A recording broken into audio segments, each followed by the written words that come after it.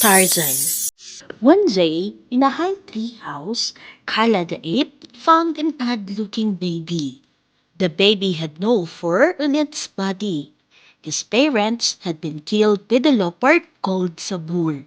He was the same leopard who had recently taken Kala's own baby.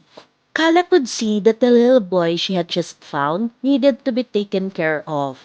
So she decided that she would take care of the baby. Kala would be the boy's mother. She would raise him herself. Kala took the baby to her family group. There, Kerchak, the leader, did not like the idea of raising a human child among the apes. He ordered Kala to take the boy back.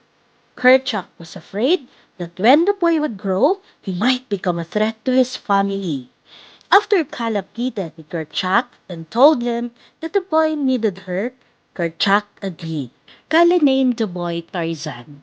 The boy was growing up quickly. He was strong and curious about everything, as little children are. Young Tarzan loved to mimic the jungle animals. He also came up with his unique sound, the Tarzan yell.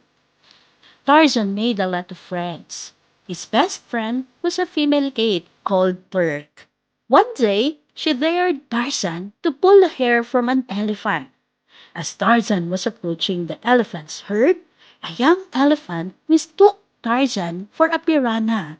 Panther scared off all the elephants and made a huge mess. The frightened elephants ran through the gorillas' feeding grounds.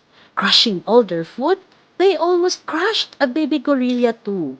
When Kerchak found out about this, and that Tarzan was the reason behind it, he was furious. I did not mean to, Tarzan spoke quietly. It was an accident. You will never learn to be one of us, Kerchak said angrily. Then he told Kala the same thing and left.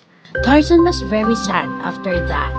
Kala realized that Tarzan was hurt. So she went to him and told him that Kerchak just could not see that inside all their hearts are the same. Tarzan was determined to be accepted as one of them. He told Kala that he will make Kerchak see that he was one of them. I'll be the best ape ever, he said. Over the years, Tarzan had worked hard. He had learned many different skills from all the animals in the jungle. He had practiced and had become strong. One day, when Sabor the leopard attacked the gorillas, Tarzan chased it and he killed the leopard. Tarzan had saved Kerchak and the entire family from the evil leopard. The gorillas were just recovering from the shock of all this when they heard gunshots. They ran into hiding in the jungle, but Tarzan decided to find out what was happening. He followed the sound and finally he came to a clear patch. He was amazed at what he saw. Under the tree, there were creatures that looked just like him. One of them was a girl in a yellow dress. He saw her upset a group of baboons. Then the baboons started chasing her. Tarzan swung through the trees and saved her. He was curious about these creatures.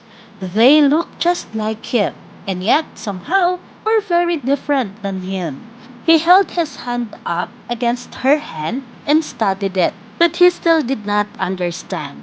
The girl was amazed to see Tarzan. She told him her name was Jane Potter. She and her father had come to this deep forest of Africa to study apes. Jane was very curious to know the wild man and his story. When Tarzan returned to the gorillas, Kerchak asked Tarzan to stay away from the humans. Tarzan told Kerchak that the humans were not there to hurt them. But Kerchak heard none of that. Protect your family and stay away from them, Kerchak commanded. Jane was telling her father in the hunter Clayton all about Tarzan, when suddenly Tarzan dropped into the middle of the human camp. Clayton was a greedy man. When he saw Tarzan, he started to hatch an evil plan. Jane's father told him that Tarzan could go back to England with them, to the human world. Jane even offered some clothes that would make him look normal. Tarzan told Kala about the invitation. Then Kala sadly told Tarzan about his real parents and how they died. You belong to them. You should go, she sadly told Tarzan. Tarzan hugged her and told her that no matter where he went, Kala would always be his mother. After that, he found Jane and told her that he was going with them. Jane helped Tarzan with the clothes. Soon they boarded a ship bound for England and sailed. On board, Clayton revealed his evil plans. He was going to capture all the apes and sell them to the highest payer. Clayton told him that he had already tied Jane and her father and thrown them in a cell. Tarzan knew he would soon be sent to the same cell. He let out a loud cry of despair. Back in the jungle, his friends heard Tarzan's cry. They knew Tarzan was in trouble. Tantor and Turk managed to get to the ship and help Tarzan escape. Tarzan and his friends raced back to the jungle to warn the gorillas. Clayton had turned his ship around and was coming for all of them. Soon he landed and came searching for Tarzan and the apes. On finding him, he aimed his gun at Tarzan. Before he knew it, Clayton had taken the shot, but he missed. Kerchak was hit instead of Tarzan.